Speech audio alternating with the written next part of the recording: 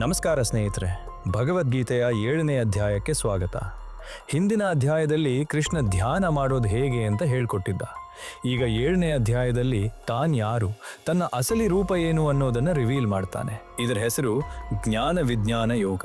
Simple ಆಗಿ ಹೇಳ್ತೀನಿ ಕೇಳಿ. ಬೆಂಕಿಯಲ್ಲಿ ಸುಡುವ ಗುಣ ಇದೆ ಅಂತ ತಿಳ್ಕೊಳ್ಳೋದು ಜ್ಞಾನ. ಅದೇ ಬೆಂಕಿಯಲ್ಲಿ ಅಡುಗೆ ಮಾಡಿ ಊಟ ಮಾಡೋದು ವಿಜ್ಞಾನ, ಅಂದ್ರೆ ಅನುಭವ. ಕೃಷ್ಣ ಹೇಳ್ತಾನೆ, ಅರ್ಜುನ, ಸಾವಿರಾರು ಜನರಲ್ಲಿ ಯಾರೋ ಒಬ್ಬ ನನ್ನನ್ನು ಹುಡುಕೋಕೆ ಟ್ರೈ ಮಾಡ್ತಾನೆ. ಹಾಗೆ ಟ್ರೈ ಮಾಡೋ 1000 ಜನರಲ್ಲಿ ಯಾರೋ ಒಬ್ಬ ಮಾತ್ರ ನನ್ನನ್ನು ನಿಜವಾಗ್ಲೂ ಅರ್ಥ ಮಾಡ್ಕೋತಾನೆ. ಬನ್ನಿ, ಆ ರಹಸ್ಯ ಏನು ಅಂತ ಸಾಕ್ಷಾತ್ ಕೃಷ್ಣನ ಬಾಯಲ್ಲೇ ಕೇಳೋಣ. ದೇವರ 2 ರೂಪಗಳು. ನಾವು ಅನ್ಕೊಂಡಿದೀವಿ ಈ ಪ್ರಪಂಚನೇ ಬೇರೆ, ದೇವರು ಬೇರೆ ಅಂತ. ಆದ್ರೆ ಕೃಷ್ಣ ಹೇಳ್ತಾನೆ, ಇಲ್ಲ ಅರ್ಜುನ, ಇಲ್ಲಿರೋದೆಲ್ಲವೂ ನಾನೇ. ಭೂಮಿರಾಪೋನಲೋ ವಾಯು ಕಂ ಮನೋ ಬುದ್ಧಿರೇವಚ. ಅರ್ಜುನ, ಈ ಭೂಮಿ, ನೀರು, ಬೆಂಕಿ, ಗಾಳಿ, ಆಕಾಶ, ಮನಸ್ಸು, ಬುದ್ಧಿ ಮತ್ತು ಅಹಂಕಾರ, ಈ 8 ನನ್ನದೇ ಶಕ್ತಿಗಳು. ಇದನ್ನ ಅಪರಾ ಪ್ರಕೃತಿ, ಜಡ ಪ್ರಕೃತಿ ಎಂತಾರೆ. ಆದ್ರೆ ಇದಕ್ಕಿಂತ ಶ್ರೇಷ್ಠವಾದ ಇನ್ನೊಂದು ಶಕ್ತಿ ನನ್ನಲ್ಲಿದೆ, ಅದೇ ಜೀವ. ಈ ಇಡೀ ಪ್ರಪಂಚವನ್ನ ಎತ್ತಿ ಹಿಡಿದಿರುವುದು ಅದೇ. ಈ ಜಗತ್ತಿನ ಸೃಷ್ಟಿ ಮತ್ತು ವಿನಾಶಕ್ಕೆ ನಾನೇ ಕಾರಣ ಅರ್ಜುನ.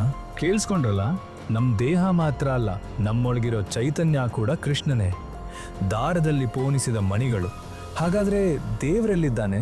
ಕಣ್ಣಿಗೆ ಯಾಕೆ ಕಾಣಲ್ಲ? ಅದಕ್ಕೆ ಕೃಷ್ಣ ಒಂದು ಬ್ಯೂಟಿಫುಲ್ ಉದಾಹರಣೆ ಕೊಡ್ತಾನೆ. ಮತ್ತಃ ಪರತರಂ ನಾನ್ಯತ್ಕಿಂಚಿದಸ್ತಿ ಧನಂಜಯ.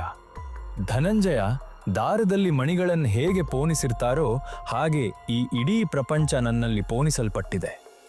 ರಸೋ ಹಂಸು ಕೌಂತೇಯ. ನೀರಿನಲ್ಲಿರುವ ರುಚಿ ನಾನು, ಸೂರ್ಯ ಚಂದ್ರರಲ್ಲಿರುವ ಬೆಳಕು ನಾನು, ವೇದಗಳಲ್ಲಿನ ಓಂಕಾರ ನಾನು, ಮನುಷ್ಯರಲ್ಲಿರುವ ಸಾಮರ್ಥ್ಯ ನಾನು, ಬುದ್ಧಿವಂತರ ಬುದ್ಧಿ ನಾನು, ಬಲಶಾಲಿಗಳ ಬಲವೂ ನಾನೇ. ಅಂದ್ರೆ ಫ್ರೆಂಡ್ಸ್, ನೀವು ನೀರು ಕುಡಿಯುವಾಗ ಅಲ್ಲಿರೋ ಟೇಸ್ಟ್, ಬೆಂಕಿ ನೋಡಿದಾಗ ಅಲ್ಲಿರೋ ಉರಿ, ಎಲ್ಲದರಲ್ಲೂ ಕೃಷ್ಣನ ಸಿಗ್ನೇಚರ್ ಇದೆ. ದಾರ ಕಾಣಲ್ಲ, ಆದ್ರೆ ಮಣಿಗಳನ್ನ ಹಿಡಿದಿಟ್ಟಿರೋದೇ ಆ ದಾರ ಅಲ್ವಾ? ಇಷ್ಟೆಲ್ಲ ಇದ್ರೂ ನಮಗ್ ದೇವ್ರು ಯಾಕೆ ಕಾಣಲ್ಲ? ಯಾಕಂದ್ರೆ ಕಣ್ಣಿಗೆ ಮಾಯೆ ಅನ್ನೋ ಪರದೆ ಬಿದ್ದಿದೆ. ದೈವಿ ಹೇಷ ಗುಣಮಯಿ ಮಮ ಮಾಯಾ ದುರತ್ಯಯ. ನನ್ನ ಈ ತ್ರಿಗುಣಮಯಿ ಮಾಯೆಯನ್ನ ದಾಟುವುದು ಬಹಳ ಕಷ್ಟ. ಇದು ಒಂದು ಚಕ್ರವ್ಯೂಹವಿದ್ದಂತೆ.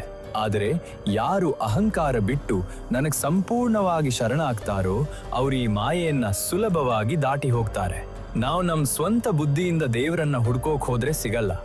ಕೃಷ್ಣ ನೀನೇ ಗತಿ ಅಂತ ಶರಣಾದ್ರೆ ಮಾತ್ರ ಈ ಮಾಯೆ ಪಕ್ಕಕ್ಕೆ ಸರಿಯುತ್ತೆ. 4 ತರಹದ ಭಕ್ತರು. ಪ್ರಪಂಚದಲ್ಲಿ ಎಲ್ಲರೂ ದೇವರನ್ನ ಪೂಜೆ ಮಾಡ್ತಾರೆ, ಆದ್ರೆ ಎಲ್ಲರ ಉದ್ದೇಶ ಒಂದೇ ಆಗಿರಲ್ಲ. ಕೃಷ್ಣ ಭಕ್ತರನ್ನ 4 ಕ್ಯಾಟಗರಿ ಮಾಡ್ತಾನೆ ಶ್ರೀಕೃಷ್ಣ.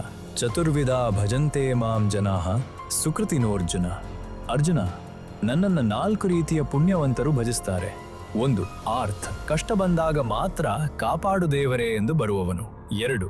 ಜಿಜ್ಞಾಸು, ದೇವ್ರು ಅಂದ್ರೆ ಏನು ಅಂತ ತಿಳಿಯುವ ಕುತೂಹಲ ಇರುವವನು. 3. ಅರ್ಥಾರ್ಥಿ, ಹಣ, ಅಧಿಕಾರ, ಕೆಲಸ ಬೇಕು ಎಂದು ಬರುವವನು. 4. ಜ್ಞಾನಿ, ನನ್ನನ್ನು ಪ್ರೀತಿಯಿಂದ ನಾನೇ ಗತಿ ಎಂದು ನಂಬಿದವನು. ತೇಷಾಂ ಜ್ಞಾನಿ ನಿತ್ಯಯುಕ್ತ ಏಕಭಕ್ತಿರ್ ವಿಶಿಷ್ಯತೆ.